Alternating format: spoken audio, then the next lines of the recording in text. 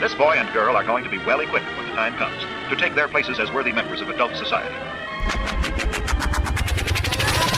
Aloha, y'all. This is Daniel Eisenman, the host of the Breaking Normal podcast, where my guests are all invited based on the frequency of synchronicity, all done in person, and all trailblazers in the breaking of all things normal. It's Dr.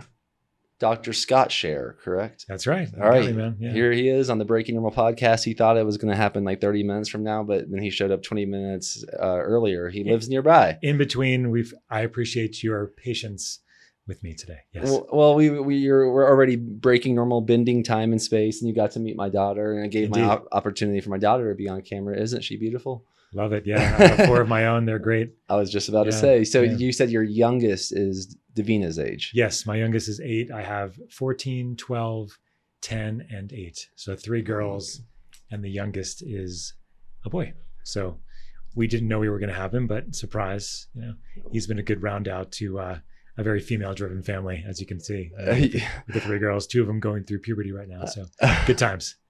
Well, I come from a family where I'm the oldest of 3 boys and the youngest is a girl. Oh, wow. Okay. And what about you? So I just have one brother. He's 2 years younger than me. Yeah. Okay. I always wished I had a sister. Of course, as a boy, I always wish I had an older sister. Okay. So they were bringing the girls, their friends over to the house. But yeah, just me and my brother. My brother's down in Miami now, and he has 3 kids. So. Oh, wow. It's your brother's in Miami. That's where I was born. Where were you born? I was born in New York, just about an hour east of New York City, a town called Northport, New York. Okay. It's a relatively suburban kind of thing, fishing village. Not too much craziness. I mean, some, of course, but suburban town. And are you close with your brother? Or Yeah, I am. Yeah. Is he in similar fields of work? He is actually a lawyer, but he doesn't work as a lawyer anymore. He works mostly as an operations specialist, I guess, in a bunch of different facilities that my father runs. It's called Hyperbaric facilities, hyperbaric oxygen therapy. Oh, wow. So he runs a couple of facilities down in Miami. He does a lot of their operations, a lot of their training, a lot of their non-clinician work, basically. So, and that's with your dad? My father is a chiropractor for 45 years, and he runs he owns a number of hyperbaric facilities, both in New York, Boston, Florida. So I've been involved in that field for many years as well, for over a decade. But I've kind of expanded, and I'm not the black sheep of the family, but I've left the East Coast and I kind of do my own thing with my own clinical practice, with my own integrative perspective and companies and things like that. But still involved in hyperbaric medicine too. That was you're answering my questions before I asked them. Okay. So can you tell me, especially if someone's learning about you for the first time, Yeah. what is that, all those things that you are personally involved as, the black sheep breaking normal in your family or outside your family? I mean, there's a lot of things when people ask me what I do, what I always start off is I'm a clinician. Okay. I see people, see patients, although I do it much less than I used to do it. I'm an internal medicine physician. I'm board certified. I trained and finished in 2010. So I've been out of that world, out of training since 2010, and was working in a hospital primarily for many years after finishing medical school and residency. Primarily I say I'm a clinician. And the second thing that I typically say after that is that I'm a conductor of all things health optimization. And so I work integratively with patients and clients optimizing their health, but I also work with a number of companies that operate in that same framework, either training practitioners on how to optimize health or with various products that can help with health optimization, address various needs that we have, energy, focus, sleep, stress, etc. So I kind of split my time with the businesses that I run, with the the practice that I have, mostly telepractice right now. And of course, also with my family and all that craziness that goes on with having 4 children. So yeah, it's amazing. You're describing just you. Yeah. Like this is your life. One person's. Yeah. And you're not new to being on camera. I checked your social media out. Yeah. I've done the podcast media thing for a while. My team likes to joke that the only reason that I get on podcasts is because my voice is deep, and it has that, podcast hello everybody. You can go down deep and do the 1-900 thing, from back in the day. But I think that I have a way of at least trying to communicate information, and that's what I do a lot of. So I do podcasts and media and all those things on a relatively regular basis. Yeah. Well, thanks for being here with me today. It's a pleasure, man. Thank you for having me. Yeah. Where'd you, like, what hospital did you work at in your med school and residency? So in my training, I went to UCLA for undergrad. Okay. So I went all the way across coasts from New York. I did my undergrad there.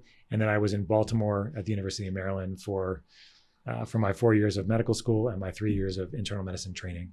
Met my wife there. We had one daughter there, and then we moved to Northern California, where she did her fellowship. She was also a physician as well, and she did her fellowship in allergy immunology there. So I spent about 9 years in Baltimore, 9 years in San Francisco, and now I think I've just finished 4 years here in Colorado. So don't plan on going anywhere anytime soon. So I think we're good. Yeah.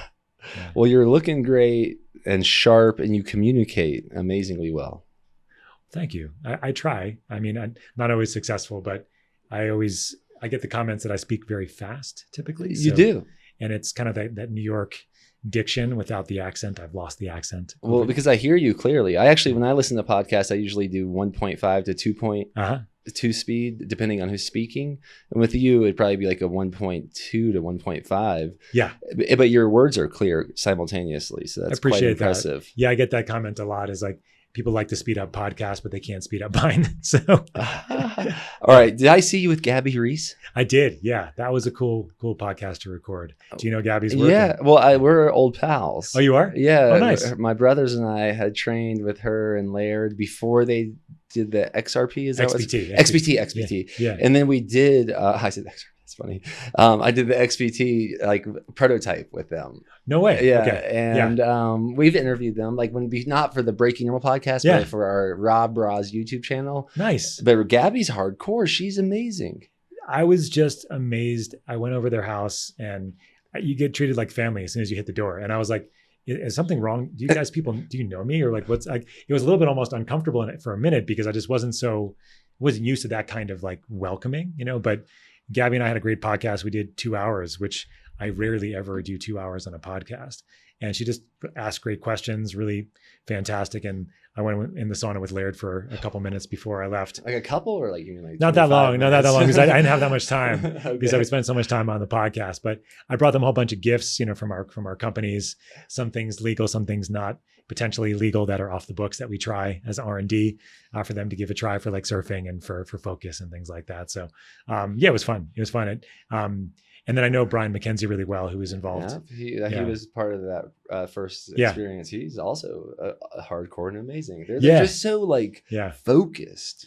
Yeah, I love Brian especially because he and I chat a lot about obviously CO2 and the idea of like oxygen CO2 balance. And we connected at an event actually up over in Carbondale a number of years ago at a YPO event, and we just started like just really getting into the idea of CO2, oxygen, how to balance this and how to optimize from a performance perspective. So I speak to him and I speak to his wife, Tiana, a lot about, all these kinds of nuanced things related to CO2, oxygen, training, performance, and obviously breathing is a big part of that. So yes, you were part of the early pool days of breath holding and working out underneath the water. Yes.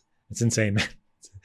Yeah. Do you still do it? Yes. The breath work I do. And, I have been exposed to all types of breath work, but I think there was something about doing it with Laird and Gabby as a group on the daily in the morning outside before doing all this other crazy stuff, that it really kind of set a ritual in my life. And I've been doing it for I bet I do it 99% of days, about over a decade now. And what I mean by that breath work is that I typically do 33 deep breaths and then hold my breath for 2 minutes. Okay. 33 breaths, hold my breath for at least 2 minutes. Okay. And then the same thing. And the last time when I'm holding my breath, it's more like a prayer. And then sometimes I'll do a breath of fire afterwards. Sure. And I typically love doing it outside, like near the creek, and then getting in afterwards. And there's a sauna now next to Boulder Creek. I've interviewed a few of the guys. It's sort of a similar setup to like what Gabby and Laird have. Interesting. So it's like right next to Boulder Creek though. So I work out at the playground in between the sauna and the creek. That sounds like pretty outside. Fantastic combination. Yeah. Is this a facility or is it just a couple saunas that are hanging out next to the One creek? sauna above the foot of the mountain motel, wood burning, beautiful. You get the view of the Red Rocks. And then there's like a playground at Emma G. Fine Park. And then there's the deepest, cleanest part of Boulder Creek. right there, and it's all within like 150 yards. That's of each amazing. other. Yeah, that's amazing. Yeah, I obviously have friends in Boulder, and we go jumping around in creeks and in things like that, which is fun. The cleaner areas as much as we can, but Yeah. it's not that easy to find unless you go a little further out, of course. Exactly. Well, I would love to have you join us for that. Oh, I would love it. I would love it. Yeah. Yeah. There was a pop-up place in Boulder that I went to with my friend Rhett. You mean Rhett Taylor? I know, right? Yeah, he's been on the show. Everybody he was knows the Rhett. first place, Yeah. The first person when I first came to Boulder, I stayed at his place the first night. Oh, wow. And Amazing. his old company sponsored this podcast at one point. Oh, that's great. Yeah. Everybody knows Rhett, so I figured you knew. Yeah. So I went to this kind of pop-up place where they had the cold plunges and the saunas and Portal. That's what it was. Yeah, that place was cool. It was. I dug that. I don't know if it's still there, if it's moved. I haven't been in a while, but Well, yeah, one of the things they did was carry our tallow balm, and that is one nice. of the gifts I brought from you. I don't know if you're using I'm a big tallow at all. This is bison tallow. I love bison tallow. I haven't had bison tallow. This is pure kidney fat from bison tallow. I'm excited to put it everywhere it's supposed to go. Yeah, it was a big hit at Portal, so they were. I love that. Yeah. I mean, the tallow things come back in, pretty hardcore, right? I mean, we have one of the first restaurants in the country that had tallow fries. And, when this big tallow movement came in with like RFK and like, don't fry your stuff in vegetable oil, I was like, I could just go down the street to Wild Pastures and rock it out. I love that place. My kids know if we're ever going to get burgers, that's where we're getting burgers. So yeah, we'll have to get Chaz and Autumn on the show. I mean, they're doing amazing. Isn't Boulder's an amazing town when it comes to food and nutrition and fitness? And it's small enough where you feel like things aren't crazy, right? I mean, I have a lot of friends in Austin, and Austin's obviously really a huge health and wellness community, and LA and San Francisco. San Francisco, not so much, I would say. It's not as focused in health and wellness, even though it's more focused on like the tech side of things. But it's good to be here. I don't get to take advantage of a lot of this stuff because I'm busy. I have a lot going on, as you well noted. But when I do, it's nice that you have all these options to get out there. But yeah, that's cool. You're on like the early XPT days. I talked to Brian about that a lot. And we talk about, breath work all the time and everything that I do and all the work, the people that I work with, the clinics that I help, consult with, hyperbaric stuff, of course, and obviously the companies and products that we make too. So.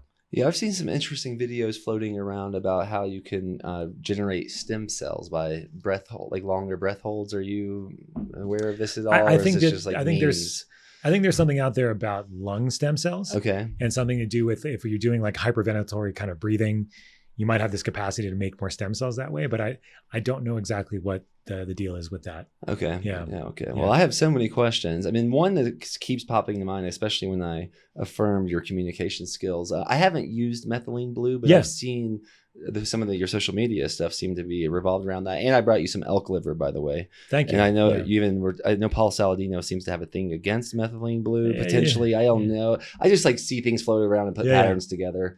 And I saw you talking about it. But one of the things I've heard from a guy that I trust pretty well, and he was telling me why I should use methylene blue. Like, especially for your podcast. He's like, because you can like talk faster and more effectively and more efficiently. That's what he told me. And this guy's like a 70-year-old like inventor. Nice. It's just you're usually out in the bush. Of Boulder, but he uses that, and he uses my products, and he tells me why he uses all of these different products. What's going on with this methylene blue thing? Yeah, I mean, there's controversy around it, and like a lot of things out there, there's going to be controversy for things that are kind of shocking. And methylene blue does have that component to it because it's very blue, and your urine's going to turn blue when you take it. And it's not from the ground; it's not a natural compound. It was the first fully derived, synthetically derived drug back in 1897. So a long, long time ago. Wow. So, and it was the first drug to register with our FDA at that time. It was the first, what was that? First fully synthetic drug. Wow. So, and that doesn't come from the ground. And 1897. Yeah. So some people, because it's synthetic, start making a big deal of it, right? Because if it's synthetic, it's not from the ground, it's not natural, then it can't be good for you. But my argument to that is that not everything natural is good for you. It's like not everything synthetic is bad for you. We don't live in natural worlds anymore. We live under lighting, toxins on our environment, food, water, not like we did when we were Paleolithic, running around and killing our meat with swords, not with swords, with spears and things like that. So we need sometimes synthetic things to help us. And methylene blue is one of those things that's really great for the mitochondria specifically. Okay. The mitochondria are the part of our cell that make energy. And we need a lot of mitochondria to fuel our body. In fact, from the mitochondria, we make something called ATP. Adenosine triphosphate.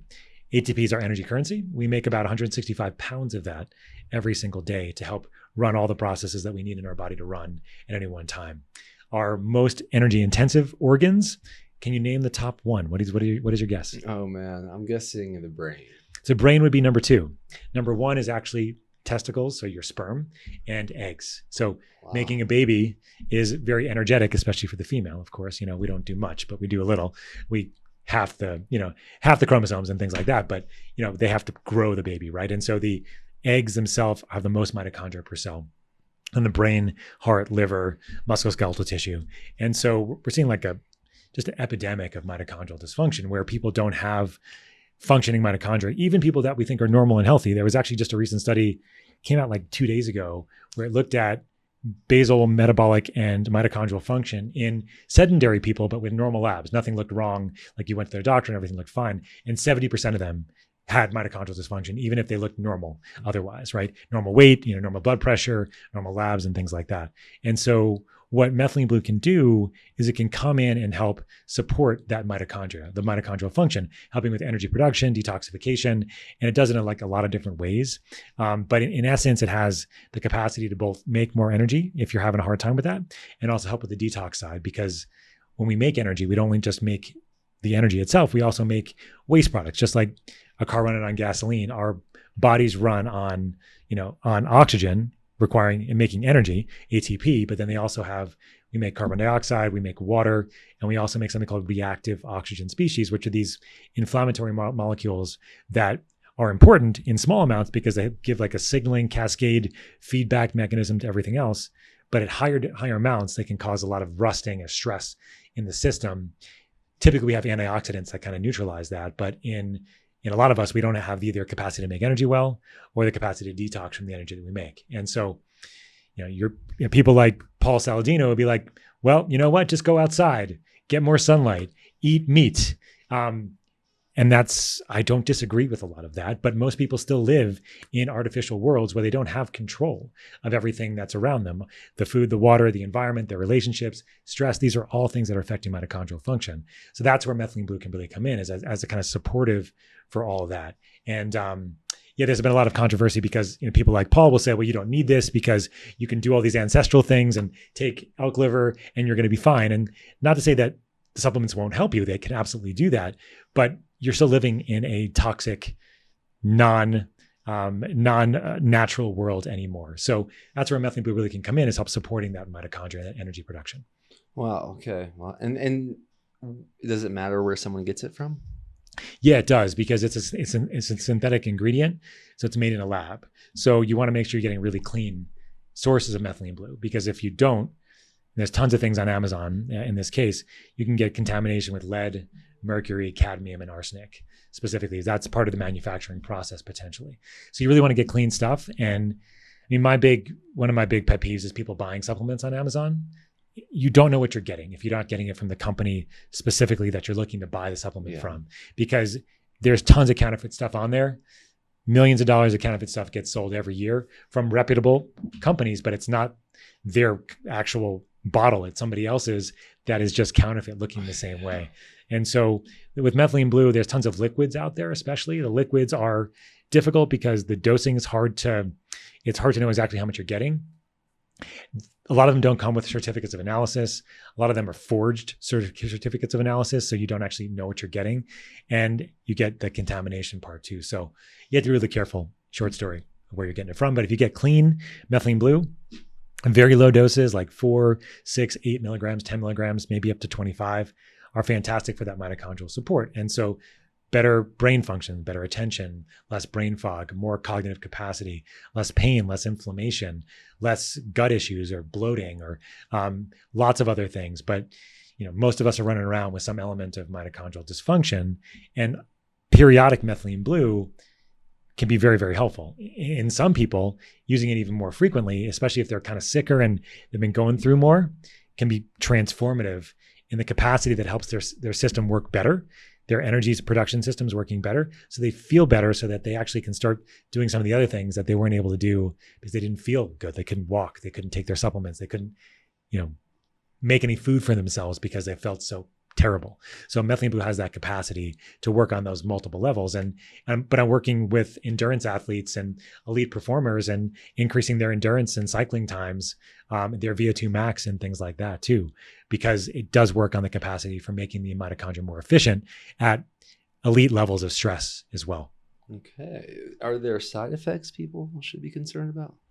So it has a capacity called a monoamine oxidase inhibitor, MAOI, which what it means is that it increases norepinephrine, dopamine, and serotonin. Okay. So that can increase your mood. And people like Paul Saladino will say, well, all the effects of methylene are because of your increasing serotonin. That's just, that's not right. We have all these things that are happening in the mitochondria. His argument, by the way, is that if you don't have mitochondrial dysfunction, you shouldn't use methylene blue. My retort to that is that 94% of people have mitochondrial dysfunction, and that those 6% of people that don't will have mitochondrial stress at certain periods of time where methylene blue may be helpful. But in essence, from a side effect profile, you have those extra neurotransmitters hanging around. So if you have high blood pressure, it can increase your blood pressure if you're not under control already. Okay. It also can interact with antidepressant medications like SSRIs, SNRIs, and things like that. If you're with a practitioner and working with them, it's totally fine to be on those meds and take methylene blue, but you would want to do it with a practitioner involved because there's going to be extra serotonin around. Dopaminergic drugs like Parkinson's medications, for example, can also interact relatively, but usually very safe if done with a practitioner. In addition to that, there's certain pain medications and certain additional medications that you always want to be careful. If you're taking any kind of prescribed medications, you really should cross-reference your medications and make sure there's no direct interaction. But the main ones would be the ones I've just described there. And the other side effects would be when you're starting to reboot the system, reboot the capacity for you to make energy, you can get detox kinds of symptoms along the way. So a little bit of headache, abdominal discomfort, GI distress.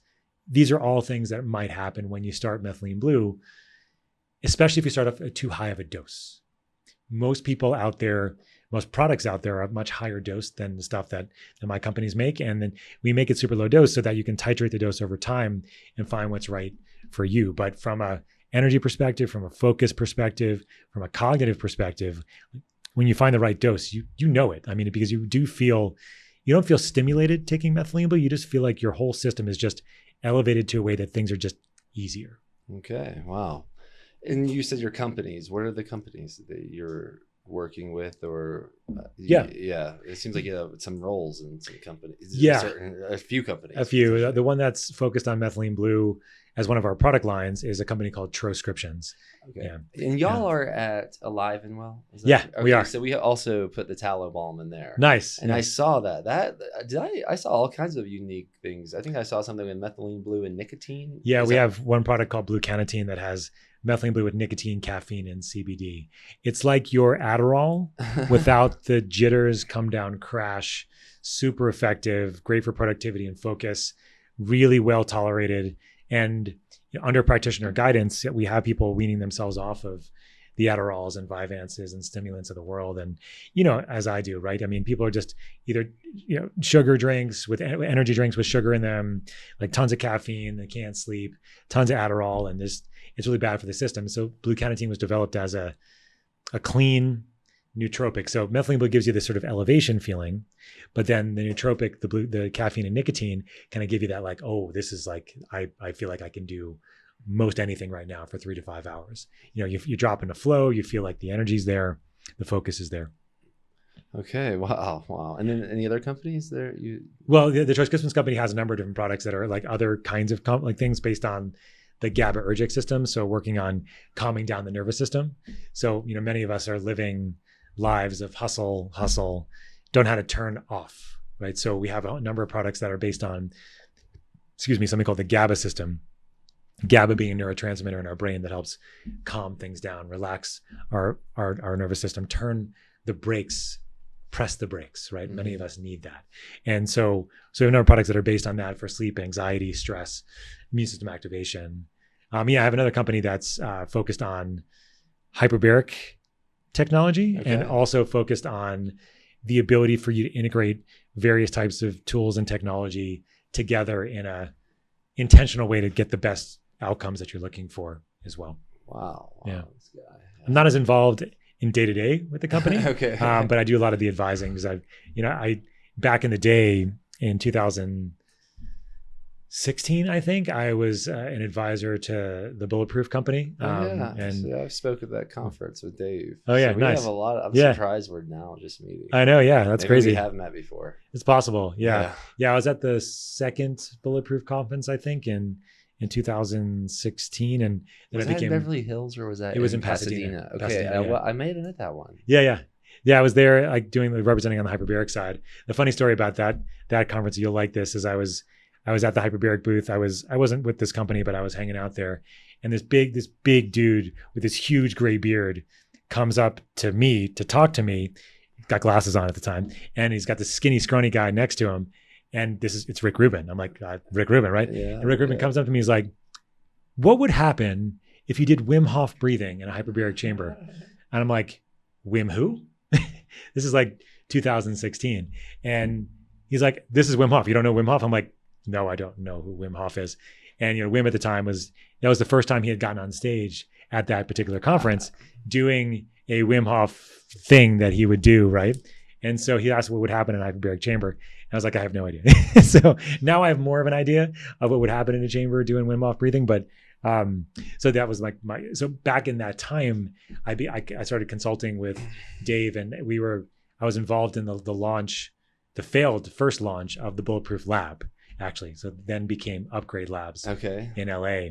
But yeah, so I was involved in consulting and creating protocols using all these different tools and technologies together. My expertise was hyperbaric therapy at the time, but in the long run, what happened is that they weren't able to open the actual facility in 2016 because the equipment they put in this facility didn't have the right CE, didn't have the right electronics for Santa Monica.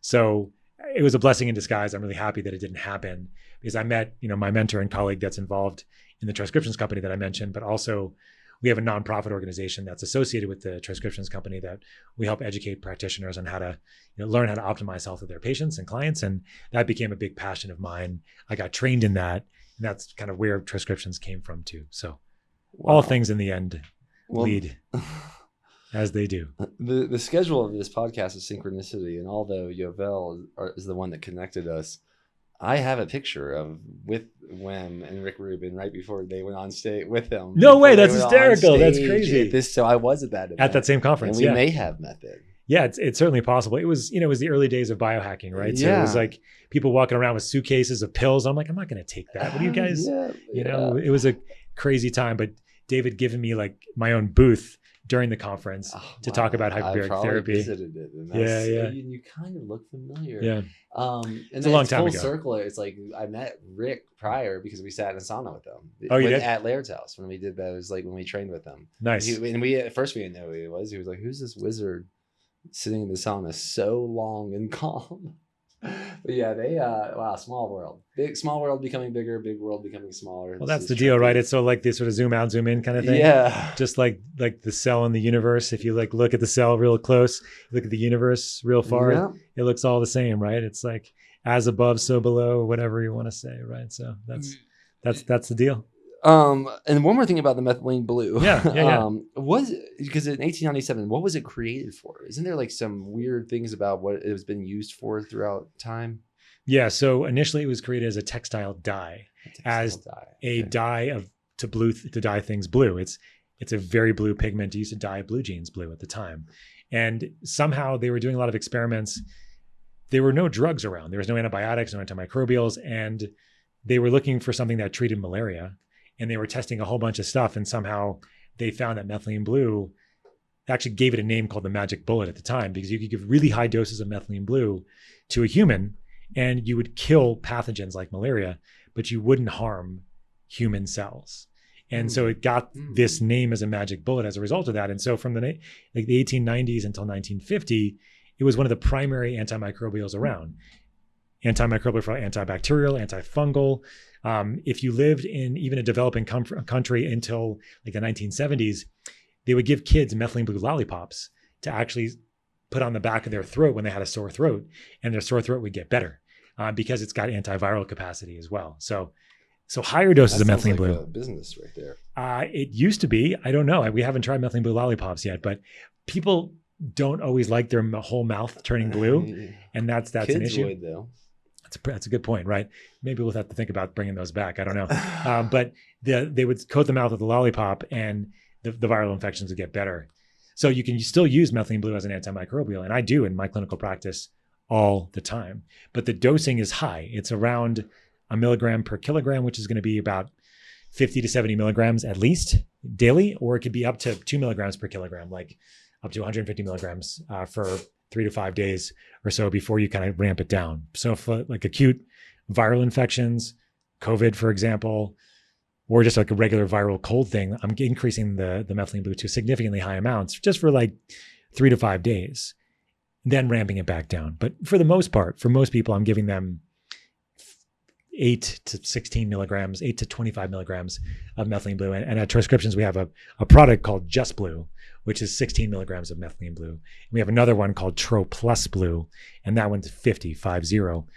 But that one's only available to practitioners. So you can't, as a consumer, go ahead and buy it because we don't want people just kind of willy-nilly taking these high doses without kind of knowing why they're taking it and for how long they're going to take it for. Man, that's so fascinating. Yeah, it's a fantastic compound. It's not the only thing that I use in clinical practice. It's a great tool in the toolbox. When you're looking at like the main things that most people are dealing with right now, they feel like they don't have enough energy and they feel like they have too much going on and too much stress, right? So from an energy perspective, you need to support energy metabolism, energy production. Methylene blue can do that. And from a stress perspective, we just have to calm people the F down, right? Find ways to help downregulate the nervous system, and breath work, meditation, cold, sauna, these are all ways to do it. But there are some times when you just need things kind of on demand to help you. And that's like the other line of the other products that we have on the line of Troscriptions are the ones that really try to focus on stress relief on demand, sleep on demand, immune system health on demand, so that you're supporting yourself. And then hopefully over time, as you start working on more of your diet, lifestyle, relationships, the stress there can kind of come down and you can do things naturally without having to use supplements. But there is a reason for supplements. They help, and they can be really great and supportive when they're used appropriately over time. So awesome. You mentioned briefly mentioned SSRIs, and I've heard fortunately I have not experimented with those. They most people don't seem to have the best like sexual side effects, I've heard. Yeah. You know how they're using them now? They're actually some of these companies like Hims and Hers. You heard of this company Hims? I've heard of them. I'm not sure what they do. They sell erectile dysfunction pills to not over the counter, but it's an online company that has a platform where, as a patient, you can go and get prescriptions for things that you need. So their big claim to fame is erectile dysfunction. But they also have things for hair loss. They have things for libido. I mean, if it works or not is a question, but they're actually selling SSRIs for premature ejaculation, because the side effect of SSRIs, as you said, is sexual dysfunction. But if you have premature ejaculation, it can help you, not have that. But that's they are really wow. Yeah. I do not recommend doing that for premature. What do they call the product? Do you know? They're just SSRIs. They're low dose SSRIs taken, because like Blue Chew isn't Blue Chew like a Cialis or a Viagra? Yeah, it's a combination of those. It's a combination of multiple PDE5s. It's like multiple together in the same, and that's what Hims does as well. So, but the SSRI conversation is an interesting one on the meta level, because for 20 plus years, doctors like me were told that people were depressed because they had a serotonin deficiency. But now we know that was complete bunk. There's no evidence that people with depression have any lower levels of serotonin than anybody else. So these drugs were used in that framework. And we know, they can be helpful for some people for sure, but it's not because they have a serotonin deficiency. You're making them artificially happier by having them on more serotonin, which can be good if you're severely depressed, but it's not the underlying reason why they're depressed. They're usually depressed because of any number of other factors, but it's not serotonin deficiency. And so there is a GABA component here. Like I was talking about GABA before. Yeah. There's GABA is the brakes of our brain. And if we're GABA deficient, we have a higher risk of having depression, insomnia, anxiety, because we don't have those brakes anymore. Do you know how many, fun fact question for you, how many thoughts do you think we have on average every single day? Oh man. I'll give you a range. 100, 10,000, 70,000, or 200,000. I'm gonna go with the 70,000. Nice work. Yes, we have about 70,000 thoughts on average every single day. Doesn't mean it's the 70,000 different thoughts. Okay. To be clear, it's just 70,000 thoughts. So if you're depressed, you're usually depressed thinking about the same thing over and over again. Okay. If you're anxious, you're usually anxious thinking about things over and over and over again, right? And so what the GABA system is doing is trying to regulate that insanity that's happening. And I always like to say, you have 70,000 thoughts per day. Please don't believe anything that you think, right? Your brain, I talk about my daughter, my son actually, who's 8. We've had these conversations about, Dad, we were watching this movie about spiders. Now I think about spiders are going to come in and they're going to take up our room and they're going to go into my ears and all these kinds of things. I'm like, that's amazing what your mind can think, right? It's amazing what you can do. But do you have to believe any of that? The answer is no, right? And all of us get attached to thoughts all the time because they're so sticky, especially like things that make us anxious and depressed. The GABA system helps you regulate that so you don't get as attached. So that the art of detachment, the art of having dissociation, mildly so that you don't get filled up and sort of taken away by those thoughts. It's like there's a lot of great meditative analogies of all this, but anyway, the GABA system is a way to help you regulate those thoughts, and that's all the sort of sensory information that's coming in. So we have to focus on that and optimizing the GABA system with diet, with lifestyle, relaxation techniques. Really great, but sometimes you need supplements too. So we have a couple, like one called TroCalm, one called TroZ at Troscriptions, that are more focused on helping people feel that stress relief, that GABAergic tone on demand, which can be really nice if you don't know what that feels like because you forgot, which a lot of us have, unfortunately. Wow. Okay. Yeah. Awesome. And then to circle back to the hyperbaric. Yeah. What is that most commonly used for? And because knowing that your dad's in Miami, I remember when my brother, we were in Panama, the country, and he got bit by a spider pretty bad. Yeah. And so much so we were heading home. We're like, we might need to go to the doctor right away, actually. Yeah. And it got real swollen on the plane. It got real bad. So he's like, yeah, we're going straight to the emergency room. Yep. And it reminded me of a few other skin conditions I've seen with family or friends, specifically staph. What is hyperbaric? Is it for staph and anything else that people should know? Well, there's a specific type of spider bite that actually is an indication for hyperbaric therapy, actually. Because what it actually does is it actually creates almost like a 3rd-degree burn in the skin. And hyperbaric therapy is well known to be a great treatment and therapeutic for people that have severe burns, because it helps with oxygenation of the tissue and helps prevent infection. Those are the main things. So hyperbaric therapy has been around almost 300 years, actually. But from a medical technology, it's been around since the 1900s. Okay. The primary way that people usually know about it is it's the reversal for the bends or decompression illness. So if you go diving and you come up too fast on your scuba gear, you can get the bends or decompression illness, and hyperbaric therapy is the reversal for that. It basically takes a bubble of air that builds up in the system if you come up too fast, nitrogen bubbles, and basically what it does under pressure, those get smaller and they go back into circulation, so they don't block circulation. In our bloodstream, we have 21% oxygen, but most of that's nitrogen. Most of the rest of the gas is nitrogen, and so nitrogen it goes into like a gaseous form if you go up too fast, and then the bends when using oxygen below, like when you're scuba diving. You breathe 21% oxygen. Yeah, but so it's not a risk if you're free diving.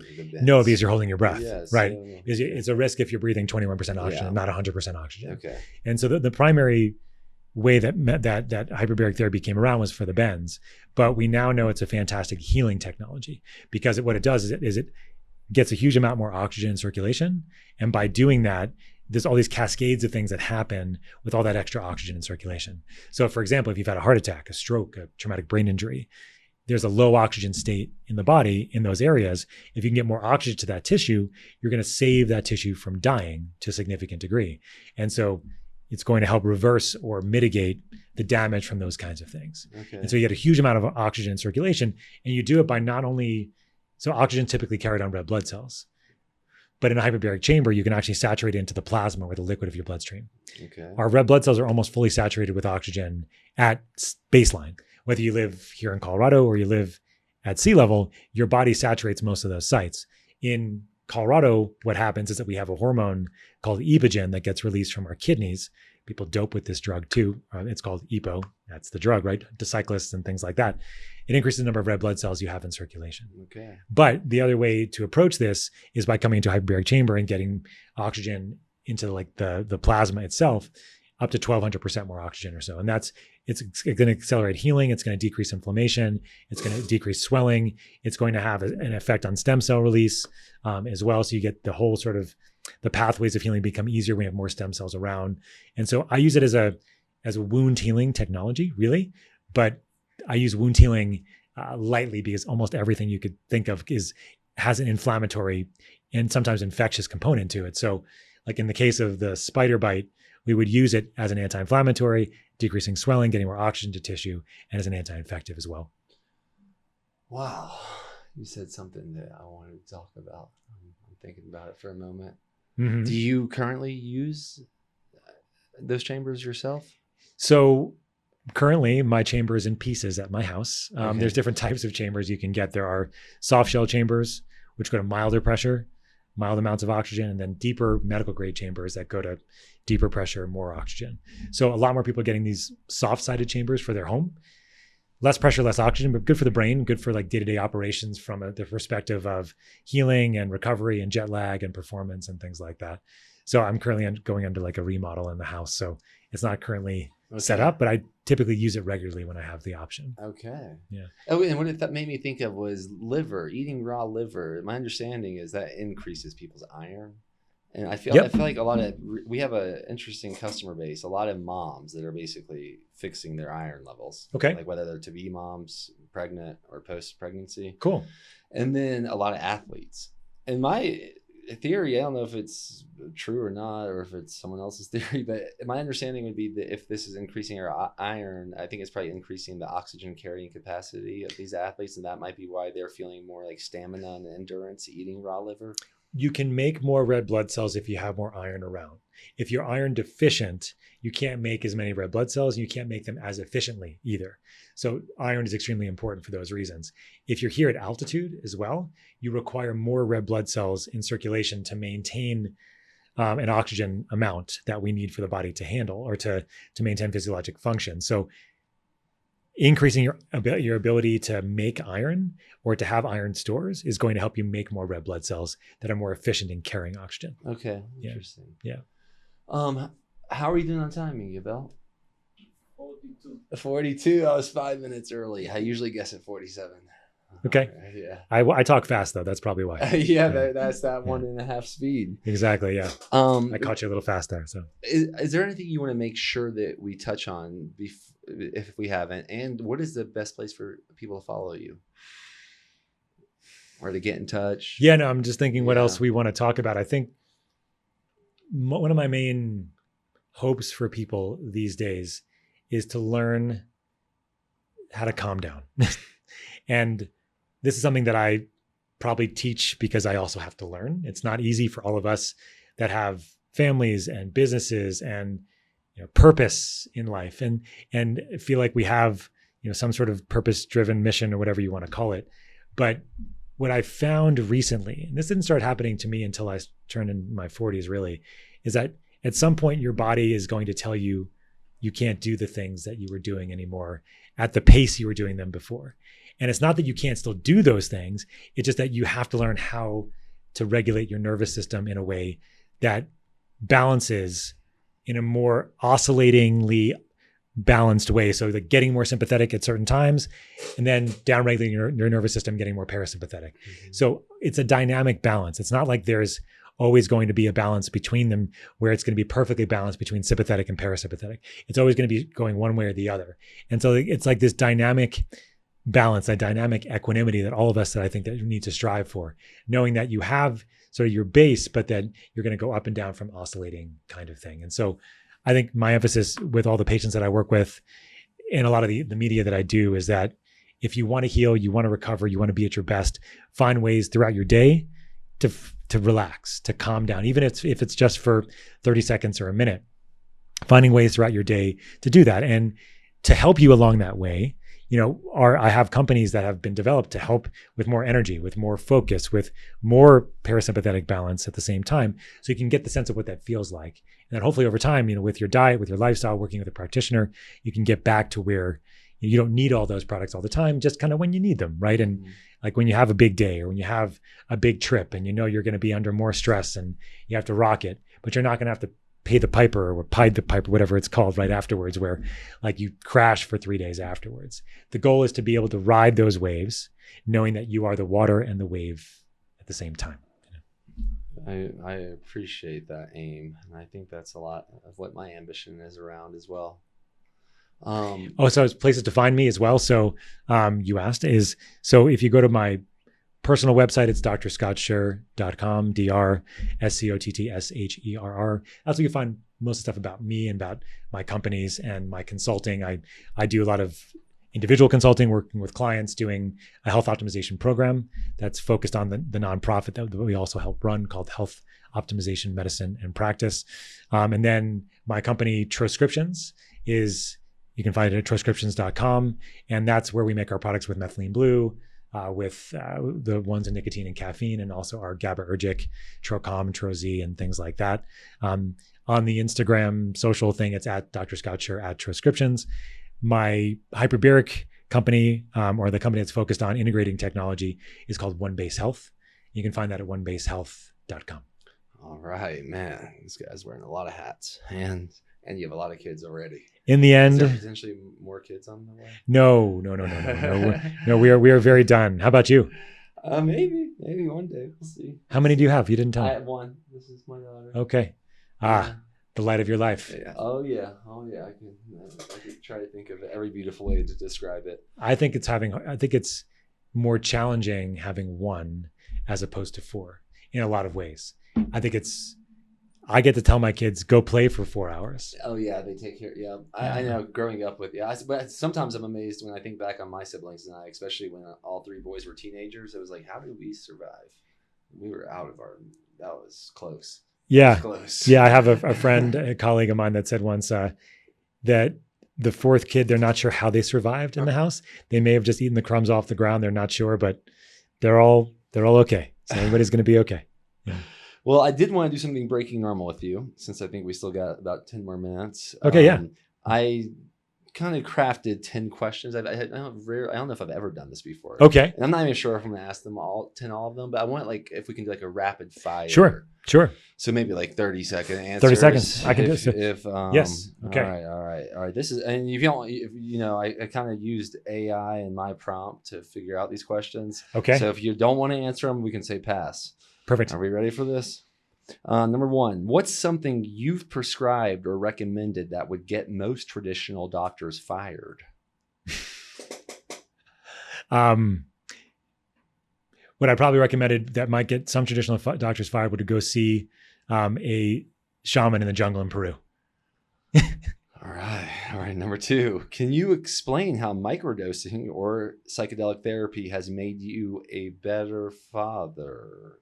Or maybe someone else, if maybe you've seen in other people's lives. So what I can say about microdosing is that for a lot of people, it could be a really great way to start getting out of their head and learning how to create a meditation practice, starting to get better habits, better lifestyle. So I think it depends on what the microdose is and kind of where you are and what the legality and decriminalization status is. But I've had a lot of patients respond very well to doing things in their own life and see fantastic benefits from their personal life and also their family as well.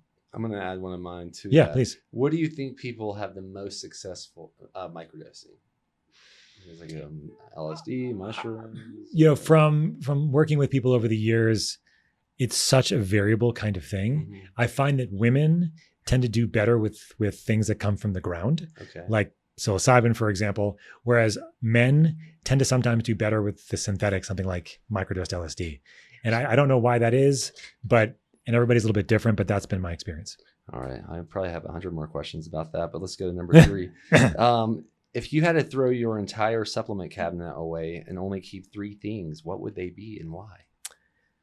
So it would be a activated B complex vitamin for sure, because almost all of us are deficient in B complex. That would be number one. Number two would be my methylene blue, because it is such a tool in the toolbox for so many different types of things. And number three would be my electrolyte solutions, I think, just because hydration is challenging, and having some various electrolyte solutions have been really helpful for me. And we have a couple of things that we've been working on R&D wise at Troscriptions that I love, and I don't think I could live without at the moment. So awesome. Yeah. Well, if you take the daily dose of that, yeah, I think it has almost all the B vitamins that most supplements contain. It does typically. Yeah, liver is like the best stuff out there for B vitamin and bioavailability.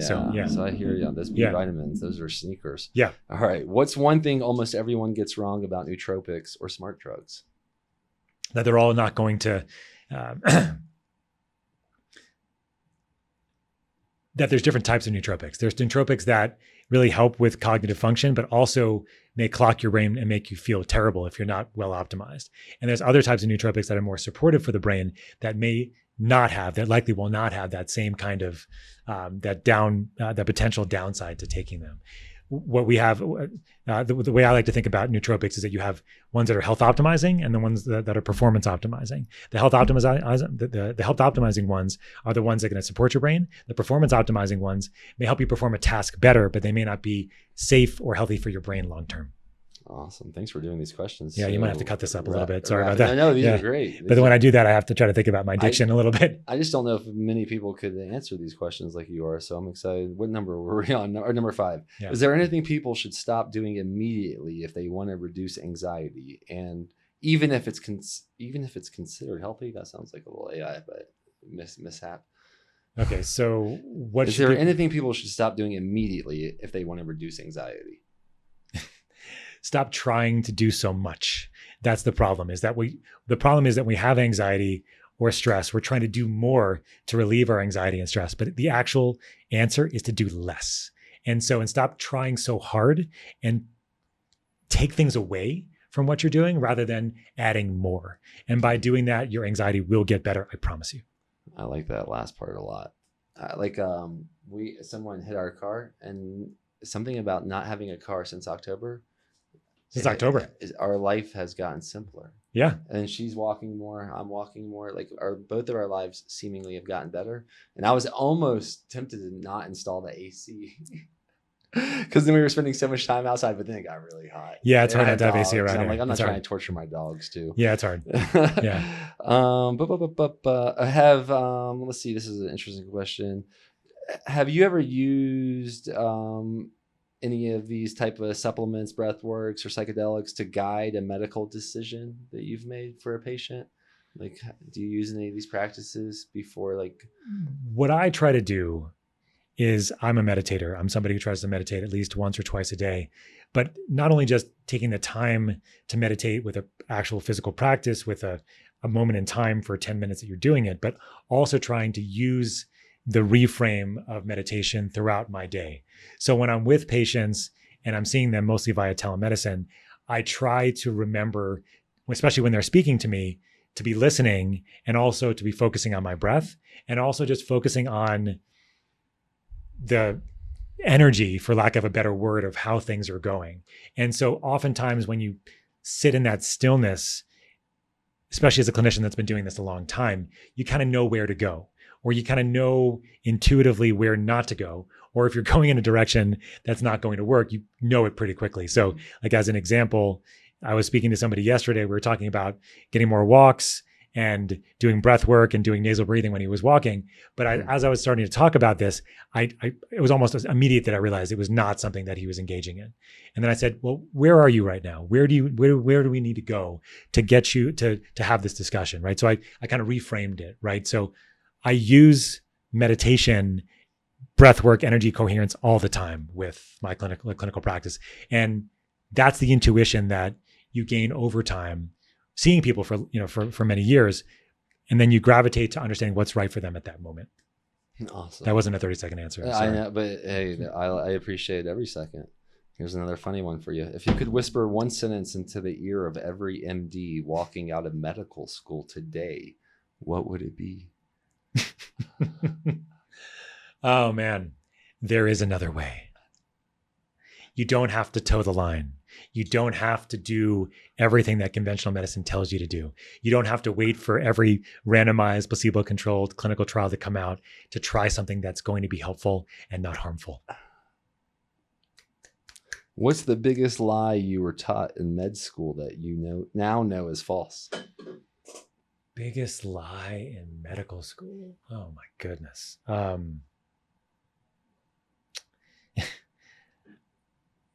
The one that comes to mind is that you just had to memorize biochemistry and then figure out the drugs to use to fix it. Instead of knowing that if you can understand the biochemistry, you can learn how to support that using diet, lifestyle, nutrition, supplementation, much, much more of the time. And you don't have to rely on those drugs until the very last minute or the very sort of last ditch effort to help people. So if you learn that the biochemistry is something to learn, to respect, and to optimize to keep people healthy, and that's all the nonprofit work that I do, called the Health Optimization Medicine and Practice nonprofit, is all about learning how to optimize that biochemistry from a foundational health perspective. Awesome. Here we go. 2 more. Which part of your daily routine would shock your colleagues the most if they knew? Which colleagues? So that's the question. Is it my conventional colleagues or is it my unconventional colleagues? What about the conventional ones? It's a good question. I think that would shock my conventional colleagues the most are the amount of supplements that I have in my house. Now I rotate, I don't always take them, but I have a lot of supplements that I use on a regular basis depending on what's required. And I use supplements that are dialed into what I need. I get my blood work checked, urine, blood, and stool. I see what I need. I optimize. I recheck these things over time. So I have a suite of supplements that I use that are focused on all of that. And then I have others that are more adaptogens or methylene blue or things that help with sleep, depending on where I am in the world and things like that. So probably they would be aghast at my supplement drawer. When it comes to my alternative colleagues, I think they might be aghast that I don't have a morning routine. So like a lot of, you go to these influencers online, like, yeah, I have these 30 minutes or 2 hours in the morning. I wake up, I have my lemon water with my salt. I do my breathing. It's been lovely this summer because my kids get up later. So I have maybe 30 minutes and I'll go for a walk, and that's been glorious. But in general, during the year, I get woken up with an alarm clock and I try to take 30 seconds if I can in the bed, taking a moment to center myself, protect myself, and create my sort of flow for the day if I can, but that's it. The rest of it, I'm downstairs, I'm getting breakfast done, I'm making lunches, the whole thing. And so, yes, I'm sorry, colleagues, I do not have a beautiful morning routine. My evening routine's better, but my morning routine is a lackluster, to be honest. Do you have a morning routine? My routine is probably the breath work. Okay, yeah. And it used to be in the morning. I used to be more strict about in the morning until life happens. And then lately I've been fitting it in when it's like sunny at the park and everyone else is good as well.